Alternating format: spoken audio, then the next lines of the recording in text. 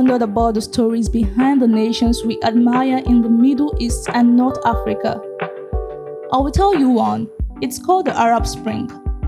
It all began with a single act of defiance in December 2010 when a Tunisian street vendor, Mohamed Bouazizi, ignited the flames of revolution by setting himself on fire. His protest against the oppressive regime's seizure of his major livelihood sparked a chain reaction that echoed from Yemen to Egypt, Syria to Libya, and beyond. As the winds of change swept through the Arab world, rulers scrambled to quell the uprising, offering concessions and reforms to appease the restless masses. Yet, the fervor for democracy, justice, and dignity persisted, transcending borders and ideologies. But the story doesn't end there. Even as the headlines faded and the world moved on, the spirit of resistance endured. From the streets of Cairo to the alleyways of Aleppo, ordinary people continued to defy tyranny and demand their rights, igniting a new wave of protests that echoed the cries of the Arab Spring. But should I tell you what Bouazizi would have done if he was Nigerian? He would have said, last, everybody go there, alright, we move. By the way, no one is telling anyone to set themselves on fire.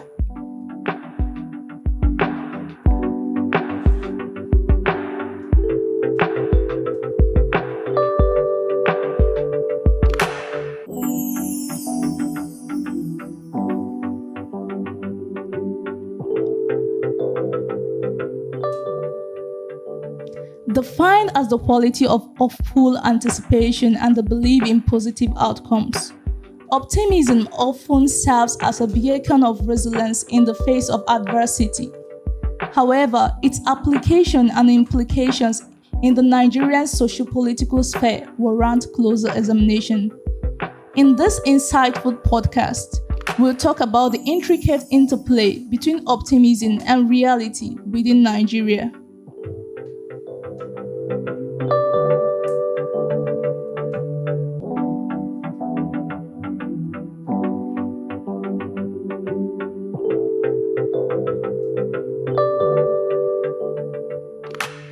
You are welcome again to the podcast. Last episode, we talked about surviving the economic hardship. Today, our topic of discussion is an inspo drawn from it. So we go right ahead with what we have in hand, which is optimism, a Nigerian's delusion.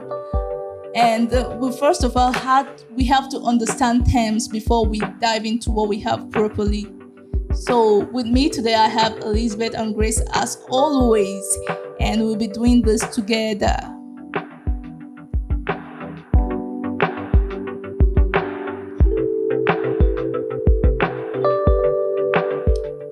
So I start with you both. I want to give me an idea of what you think optimism is all about.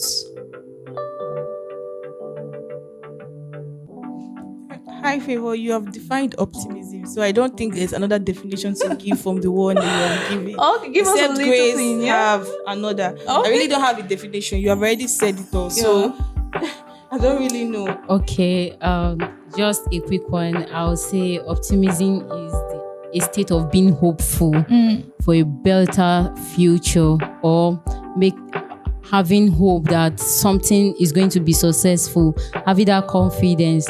And the true fact about optimism cannot come when you have everything at your tips. You can just at your beckon, you understand? Yeah. So it only comes when there's adversity in a settings. Yeah, okay. So that is when your optimistic spirit is going to be tested.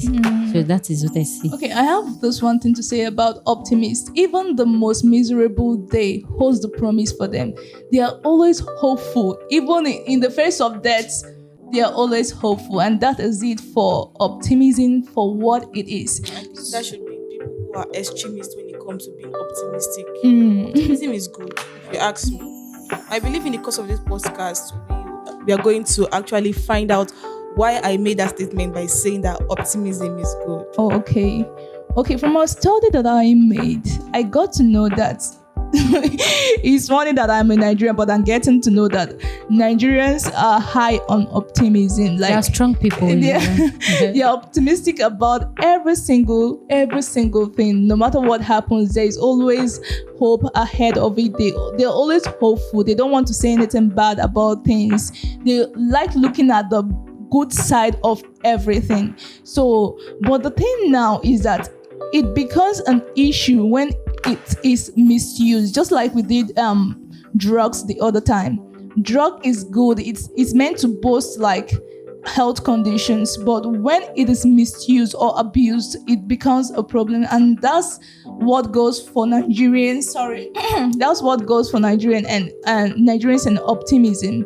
Optimism is a good thing.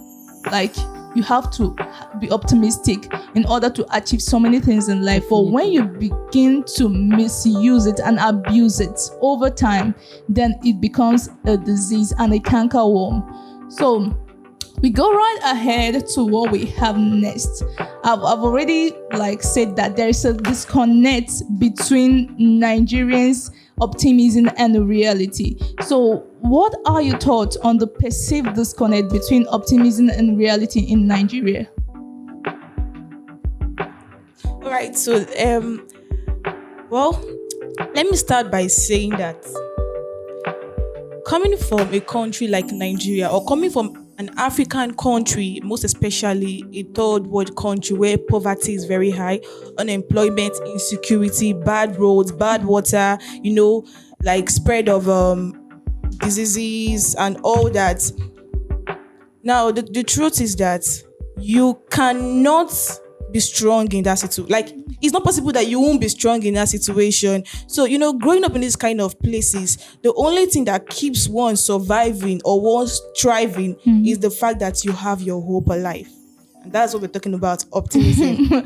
So when you are from these countries, Nigeria is even better compared to some countries where if you go there, you understand that it is hard to find one individual who is optimistic. But let's say as Nigerians, it is something in us.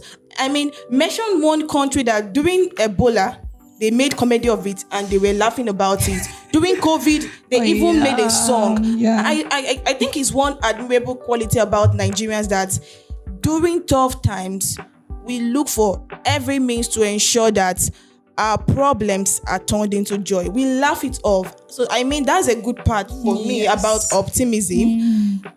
On the other hand, we know. Okay, but what I can say is that I know there's a big disconnect and all that. So, I will tell a story. I think today might be a storytelling day. Okay, we are here for it. I came across the story on LinkedIn, all right? The story is written by Amaka Okoye. She's a documentary producer. Yes. Now, I'm going to say the story.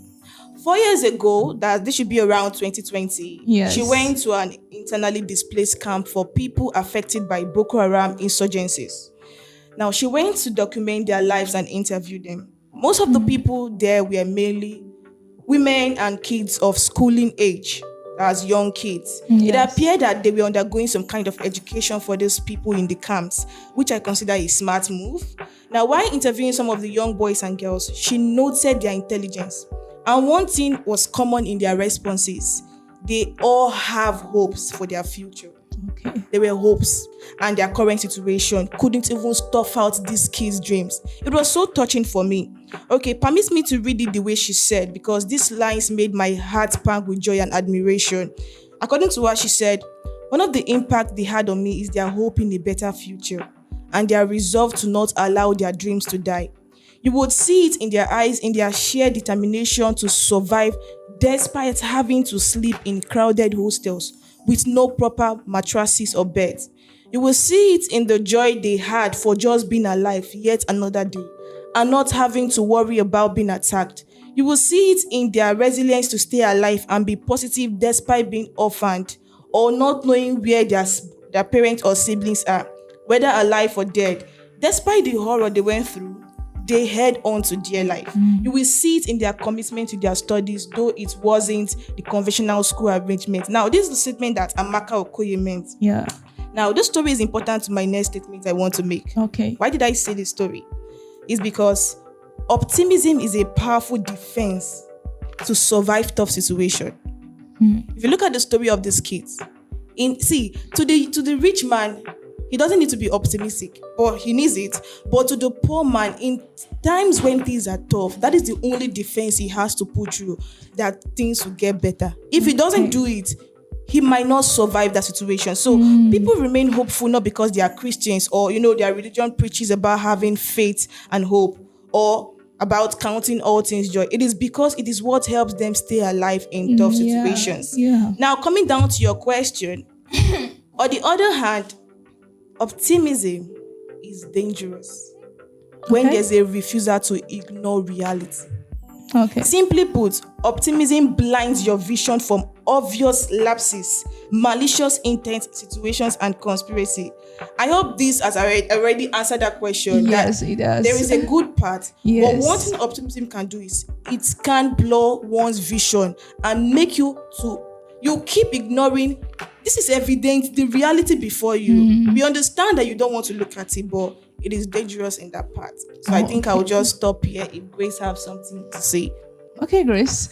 Okay, like in this topic, I really don't know what to say. That is why I asked Elizabeth to go. Okay. First.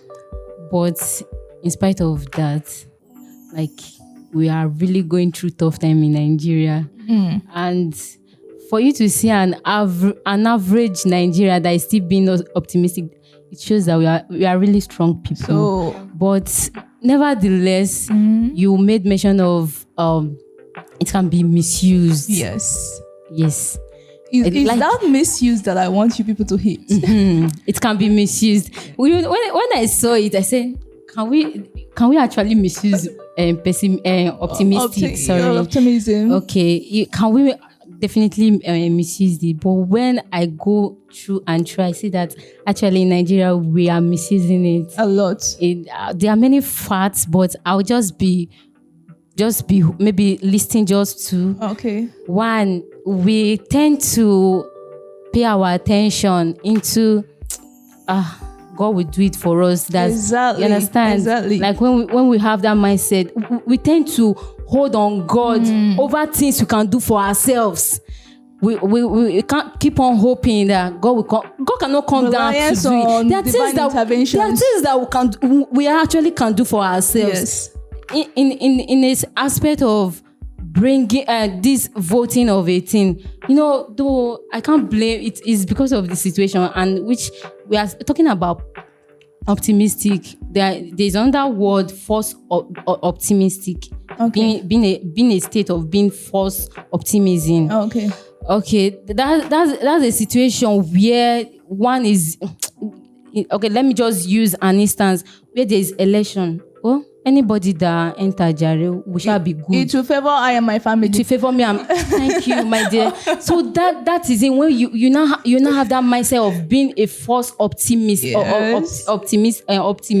Yeah. So that is it. So that is the situation we are in Nigeria. So we tend to catch cruise over things that matter. And we move on easily. Okay.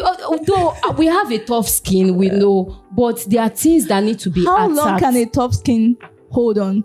How long is it going to take you? It's not about having tough skin, but does it change situations? Does it change situation? Look at the story you talk about.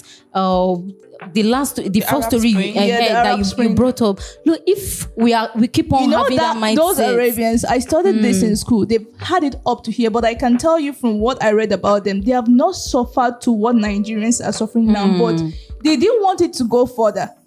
They have riches. They are in the middle of riches, but they can't smell anything related to riches. So, but in as much as they suffered, theirs are nothing to be compared to what is happening in Nigeria. But they just said, we don't want it anymore. We don't want it. Let it just end here. And they were just looking for somebody that will start something. Just one person. It just took that person.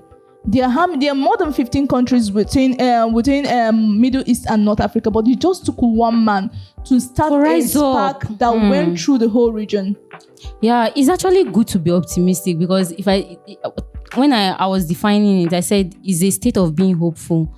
Because if we are not having this spirit of hopefulness, many people would have died in Nigeria. I think it's the hope that is still keeping us. The truth. But yet, we still have to rise up over things.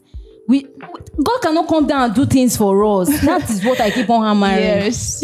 There are things like social amenity. Is God going to do our road for us? Is He going to give us the security we want? Even if we are praying. But pastors in church will be telling you, let's keep on praying.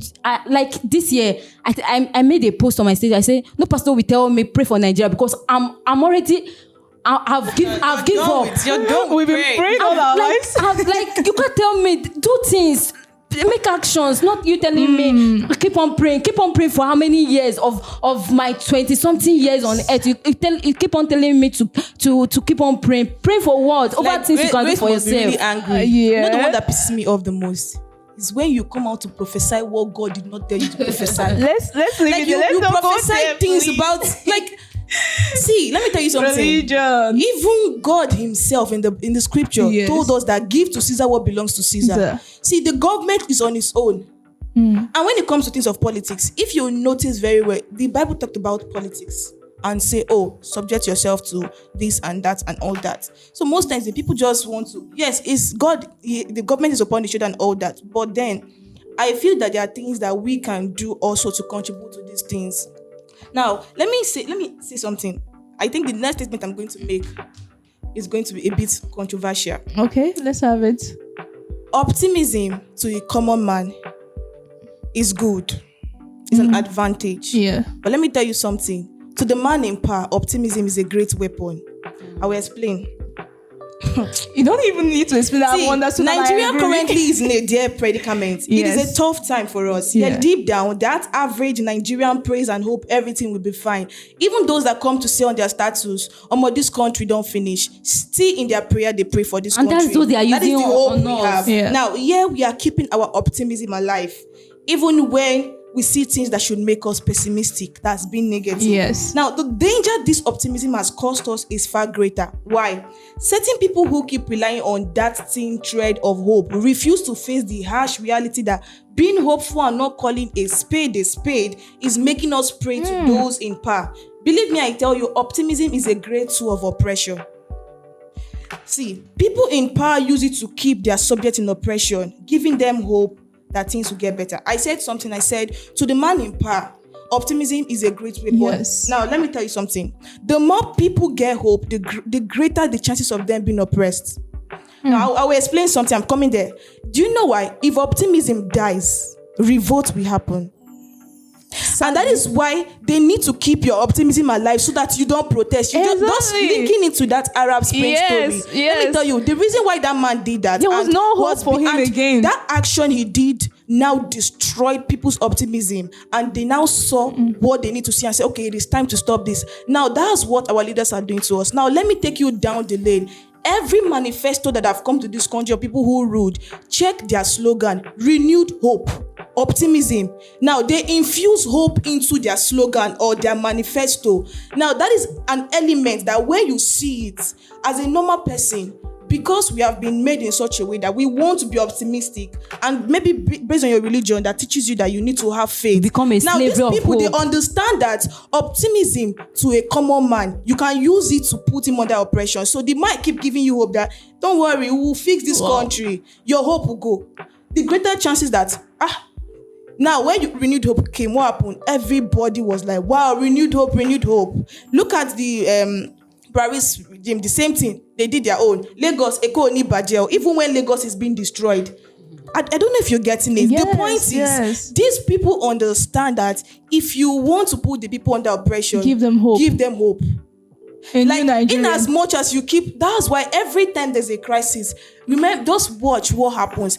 Tinubu or whoever is there will not react. They will use somebody else. My question is, why are you not responding to us? They will use somebody, and believe me, behind the scene is somebody who is good at scripting interviews or statements. Now, the person has mastered the art of emotional intelligence. Once I can put down something that will make you read it and feel there's hope, let me tell you something. Optimism is a dangerous weapon to oppress the people, and the more people and that's why you see a lot of people say, last we go survive, we move. Now all those things are inspired by the fact that they keep seeing things that make them have hope, and the more people are optimistic, the more they are being oppressed. I'll make reference to Pastor Femi Lazarus preaching. He talked about a crowd that wants more people. See, Nigeria have what it takes to protest and bring revolution. But the problem is that these people understand that a greater system. So what Egypt did to the Israelites, they were big people that could have actually fought back. You know that. Yes. And, got their freedom. But what happened? Israel were comfortable where they are. In their mind, like you said, God will come and free us. Yes. Do you know, naturally, even the thing that intrigued me about that scripture is that Pharaoh himself was scared of these people. Exactly. He was very vocal about his fear. He said these people are large in mind. And you know what Pharaoh caught? He caught an insight. He said these people are big, but they lack something. And that is, they found a loophole. The same thing is happening in Nigeria. Nigeria is so large. We have what it takes. Look at the NSACs. That showed the capacity that Nigeria have. But what did they do?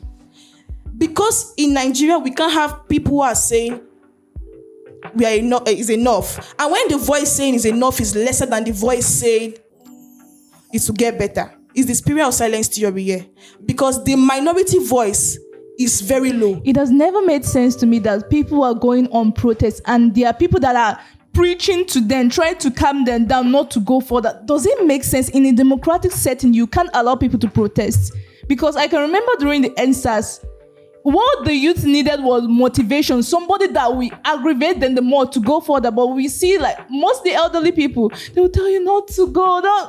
Like, I don't want to. I'm getting upset. But let me say that we cannot totally trash Nigerians' form of optimism. It's part of our culture. It's inborn. If we did not have that, many of us would have gone by, like, Exactly. to the great beyond. Because right? it's part of our culture in the sense that Nigeria is a religion setting country. Yeah. So if definitely we are a religion setting country, definitely they know that it's part of us, it's inborn. So they'll keep, just as they keep on using it as weapon. Imagine when you are aggravated in your mind about something and then you enter like your church or wherever, and the pastor now says something, and then that spirit now understand that moral that you want to pass. Okay, let me just say, one is a two-way thing. It's harmful and it is good. Let me take, for example, during this last AFCON match, we know we lost, but just like we said, Nigeria, they see hope in everything. They see the good part of everything. Commonly, it would have weighed us down and we become sad and everything, just like most of the countries that we are kicked out of the match. But we always find a way to keep ourselves happy and hopeful. But optimism doesn't work where the reality is crystal clear, looking at you, and you are trying to avoid it. It doesn't make sense. And if we keep being optimistic and not acting according to reality, it's going to destroy us, and it's not going to be long. Can I add something here? Yeah. Optimism, Grace defined optimism as being hopeful. Now, I want to take it down to the definition of, if you start checking what's hope and everything, it's tied down to faith. Because just like the scripture says, faith is something hope for. Oh, yes. Now, as long as we have faith that things are going to happen and all that, but that same, we should also have this consciousness that faith without work is dead. Meaning, being optimistic that there will be change, but yet you have not made any step to bring that change. Believe me, that optimism is a dangerous one, because it's like, let me just cite a good example. That same story I said in the beginning. Yes. Now, yes. Now, do you know that some years later, a student, like one of the people that she involved, one of the boys she interviewed, sent her a letter and said, "Ma, I'm now a graduate of law." Wow. She said that she didn't know how she felt that moment, because it was like there was so much gratitude for the fact that this young boy, despite being in that position, did not give up his dream. And he was so grateful to those that sponsored his education. Now, imagine in that situation, that boy gave up hope. I don't think today he will be where he is. John will not be where he is as a graduate of law. Now, what am I trying to say? I'm trying to say optimism is good. Right now in Nigeria, we need to be optimistic that, very soon, Naira is going to go back to the way it is. Very soon, price of goods. We need to have it. But let's not forget that there's a point optimism becomes a poison. See, there's a point where what you love, when you eat it too much, you start purging you or you have food poisoning. It's just like someone who loves eating cake. Every day you eat cake. Every day you eat cake. That same cake you eat one day might cause you maybe a food poisoning or too much of sugar or lead to diabetes. Yeah. What I'm trying to say in a nutshell is excessive optimism, and when you are refusing to see the reality near you, ignoring it can actually lead to a very critical condition. And that is where we are right now in Nigeria. The optimism has led us to this point that even though when we want to protest, it will stand as a barrier. A village person. You know when your village people say you will not prosper. That's what happens in Nigeria. Oh God. I will also say, let's be hopeful. Let's just be hopeful. We need to measure the kind of hopefulness we have. So let's call a spade a spade. Yes. Let me tell you, those in power, they did not go to school, but they understand the art of war. They have their tactics, smart. Their strategy. They know the our weak system. points. They know the system. They know that keep the masses under subjection or control. Feed them with hope. Like, I'll still make reference back to what I said. That is why they keep stylishly infusing elements of hope. Muhammad Buhari, during the last time he won election, next level, hope. Tinubu, renewed hope. Peter Obi, our pact in Nigerians. Okay. Oh, see, they try as much to ensure that they infuse the element of hope. When you see it, your natural man who just want to survive and see that the future will be better, you believe. It grieves on our emotions. Yes. So that thing is a very powerful weapon of keeping people under oppression. That's what I can say. Okay. That's been a lovely words. It's been lovely words from Elizabeth and Grace. So we go over to looking at the things that this optimism has cost us so far. Like, we've sacrificed a lot for optimism in Nigeria. So what do you think that we have sacrificed in the hands of optimism, and yet it has yielded nothing? Okay. Well, there are so many things. It has cost us so many things that cannot be outlined here.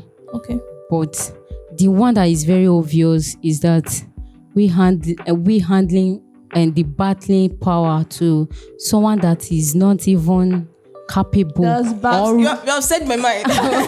No, you still say yours. You still say yours. Or rising to, or is the person that is unwilling to rise up to take responsibility. You know, last week I made a sentence. I said we Nigeria are always unfortunate to have irresponsible leadership. But after the show, I sat there and said, these are people's father. But the reality part of it is that it's just the true fact, in the sense that they are not. You didn't drag him. They made themselves available. You didn't ask them to come and you contest. Understand? These people are not ready to rise up to take responsibility, and that is where we are now. That is what got us and here. And they told us renewed hope, and we hope. You understand? It has cost us so many things, in the sense that we ourselves, okay, I've talked about being false optimistic. Yeah. In the sense we can't even we see that, well, I'm not going to vote. Anybody that entered, my vote doesn't count. My dear, your vote counts. That's our mindset. Anybody that enters, God will deliver me and my family. The boys want to. It will favor me and my family. It will favor me and my family. This and all of it. We don't get involved. We don't see ourselves getting involved in politics. Let's start from the grassroots. You going to the meeting, maybe political meetings, making you a secretary. From there, making you a councillor. You understand? You know that you have this motive of making change, rather than trading it for one non-entity that doesn't have any. No, that is but what are you saying? Do you know they can speak in tongues? If they don't speak in tongues now, say, God, this country will work. It will work. That's so. Rather than trading it for a non-entity that doesn't have the masses, the masses at heart, cannot even rise up. They cannot. Most of them cannot even lead their family, their own settings, let alone leading Nigeria. That is where we are. That is what it has caused us so many things. We traded our optimism for it has been a weapon, just as Elizabeth said. It has been a weapon because they know our weak points and they are used that against us. Yes, to add to what Grace have said, let me just put it in this plain way.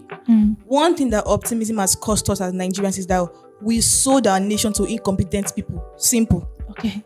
Yes, we sold it. INEC sold it. They know that they sold it. Number two is that we have sold our educational sector.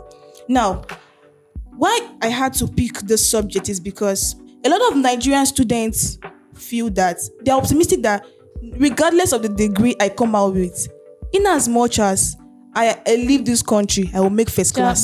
That is an optimism directed in the wrong direction. And that is why you find that so many people go to school and they don't even put effort to study because they understand, they have heard from their lecturer. If you go abroad there, you will see Nigerians doing well. Even someone that is making third class here will make first class. Now, indirectly, that lecturer is infusing optimism in that person to be hopeful for the future. My question, why will you tell somebody who right now is failing that he's going to succeed in the future? I don't know if you understand. So a lot of people right now, students, and that's why we have crumbled our educational sector. Yeah. That is why if you understand these things, see, the reason why our sector, right, like the education sector is the way it is, and why these people will not make efforts to fix it is because they understand that once Nigeria is exposed to a level of education, all these things that are happening won't happen. If you see, most of the people hijacking these protests are uneducated people. And the thing that even makes like so appalling is that educated people are monk. You'll be wondering if these ones went to the right school. But the thing is, one thing it has cost us is that we end up saying, I don't need to come out with third in first class. Maybe if you come out with third class, Emeka the painter, he's doing well as a businessman, have 5 shops, and it will be good for us. And this is destroying our lecturers are seeing all this. They read it. They are reading where this one say, to hell with first class, school na scam. Because why? He believes that there's a bright future for him if he moves into business. But they have forgotten that all these things are costing us our educational sector. Things will not go well. There will not be pressure on these people to fix it because these students have optimism that if I leave the shores of this country, I will make first class there, I will do well. But we need to be very sincere with ourselves. There's some kind of optimism that is devilish. Like when you start having it, you need to ask yourself a question that is this optimism right? So that has cost us a lot. Sure you get it has cost us a lot. Our nation, the educational sector, and currently what is happening in the country. Yes, Grace have said something on politics, and you said something on politics and education. Let me say something on economics. So I think that what optimism has cost Nigerians is long-lasting economic depreciation. What we are suffering right now is because we've been like optimistic more than expected. We keep hoping, like the currency devaluation that started. We started from this year, I think we started from either 700 or 900. But when you keep accepting things, you go to market, it has added 100 and you are buying. Nobody is asking questions. You just come and catch cruise, make a funny post on Twitter or wherever, and you move on. They will see that you're not serious. You will keep on coming back and you are putting money, because last I checked, this the rise of dollar, naira, whatever is in the hands of black marketers, and they are working like they are playing on Nigerians. You are just coming. Once you feel relaxed with whatever price they are giving you, they will keep increasing it. So I think that this is an extent that optimism worked so badly for Nigerians. Once you don't complain about economic issues, you don't say anything, you don't have comments, you don't question, you don't resist things, they will just keep growing. Let me infuse something what you just said. The black market. Black market, we know who controls the black market. Let's leave it that way. Now, these people, this person controlling the black market, like I said, optimism is a weapon. They infuse optimism. That is why this week it will go down. Hope has been fixed in. Nigerians will be happy. It's going down. they'll give you people time. Maybe some 3 weeks later to go up. See, they understand how this thing works. So they keep infusing hope in you. They'll bring it down when they want to bring it down. When they want to take it up, they'll take it up. They keep putting hope in you. And like I said, it's a weapon. If you understand how to use optimism, believe me, you know how to control power. And that's not to negate the fact that dollar is actually rising, but we are just saying that it is not to this extent. It's not to the extent that we are seeing it. They are working on us. So let's go over to the limit to optimism. Like we said, because when it is overused, it becomes a cankerworm. It becomes a problem. So to what extent do you think that we should use optimism? Where do you say no to optimism? Let's be real. Okay, like I don't have an answer to that because we are already in the situation now where we should say no. Yes, we should say no. Yeah, and I think Nigeria, some people are already rising up. We saw the protests going on. We saw the last protest, NSAS. I think when it has, like, optimism is like an elastic. When it's being dragged, it get to a point that it has to break from one edge. Yes, you understand. Yes. So that is the point we are now. So there's nothing to talk about. So the that. time is down. The time is now. The time is now. The limit is now. We're already facing it. Okay. So as an individual, you are still being optimistic. You don't want to put yourself out there. You are still hoping. My brother, you go wait to. Maybe you go wait. I think one of the limits to optimism is when you are looking at the problem. It shouldn't be at your doorsteps. The problems are around, because one thing that we Nigerians do is that once it's not affecting us, we are not bothered. Once we are not experiencing, your family, your brother, your sister is not experiencing any police brutality, it doesn't concern you. That's why, I so much cherish the NSAS protest. It was one of a kind.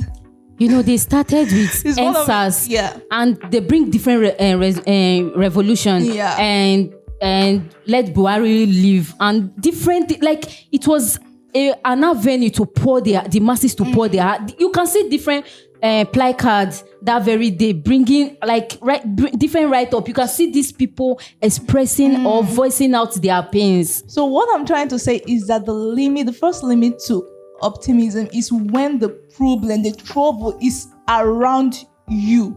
It doesn't have to get to you, when it's around you. And the second time is now. Just like Grace said, the second time is now. The second limit to optimism is right now. We are in the face of economic hardship. You cannot deny the fact. You cannot even lie. You cannot turn a blind eye to this. We are seeing it, and there's no way we can escape it, if not to drop optimism. We said it's good, though. We are saying it's good, but not right now. It has a limit, and now is the limit that here we have to drop this and take up reality. Let's face reality and deal with it. If we don't, I'm telling you that worse things than this are going to come up. And by then, it must have got out of hand. And maybe we'll be expecting another Mohammed Bouazizi to come and burn himself in Ladipo market. And it will not happen. So I think, again, what I have to say is that the limits to optimism in Nigeria lie in striking a balance between hope and realism. While optimism can inspire hope and resilience, it is essential to maintain a realistic understanding of Nigeria's socio-economic and political realities. Let me take, for example, what happened, like it used to happen. It's not just one incident. While I was in school, we have cabs that run in the name of the school. So, like, time after time, you get to the park and you realize that, this cab man has added 50 naira or 30 naira to the normal price that we used to take, the normal price for the tea fare. And one thing I loved the student of my school for is that they don't agree. They will ask you why. We took this for 50 naira yesterday. Why is it 80 naira? Why is it 100 naira today? And do you know what? Most of them will trek for that whole day. Nobody will patronize all of them. The next thing the school authority will do, because the students will not only stop there, they will go ahead and write letters and report to authorities. And the next day, what we hear that there is a meeting between the school authority and the cab drivers. And with time, maybe let me say in a period of 2 days, we'll come to an agreement that, okay, look at why they thought it well to increase the price. But because this is a student area, we have come to this agreement. Let's meet ourselves halfway. And like that, things are resolved. But imagine that it's a situation that you come today. It's 18 naira. Yeah, maybe enter. You will enter. In next 2 weeks, it's 150. You will enter. You like what Elizabeth said. They will now start using it as a tool because they now know that you give in easily and you are going to accept whatever they tell you. They will keep on increasing the price until it's now choking. So I think that the best thing to do is start to limit that optimism right now, because it is going to ruin things, and things are going to, just like if you ignore those prices, it's going to skyrocket. You cannot afford them. So the best time to stop being unnecessarily optimistic is right now. So I'll go over to should I call this the final? Nigerian matters are just too hectic to talk about.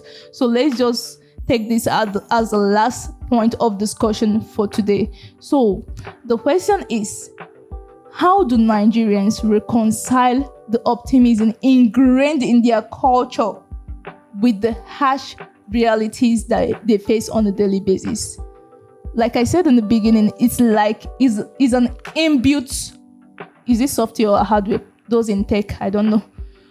I don't know if it is an inbuilt software or hardware. We cannot do away with it. It's already there. It's in our genes. So how do we now reconcile between being optimistic and facing reality as Nigerians? Okay, I think we have had enough. In Nigeria, we have had enough. So the only thing we can do is that we should get involved. We have relent in a very long time. Let's get involved. Things that you know that you have to do to create change, do it. Drop that mindset of you thinking that things will get better when things will get better without your participation. Just drop that mindset. Okay. Get involved. Just get involved. We stand to see let's stand to see visible progress rather. So let's not keep on seeing imagine that hope, or then putting us in that box of hope, or making it as a tool against us. Let's drop all those mindsets. We know we are Nigerians, and it's inborn, just as you've said. It's part of our culture being optimistic. Though it just as I've said earlier, is what is keep on making us to grow or go further. If not, many people would have died. But there are times that you move. That when you say we move in that way.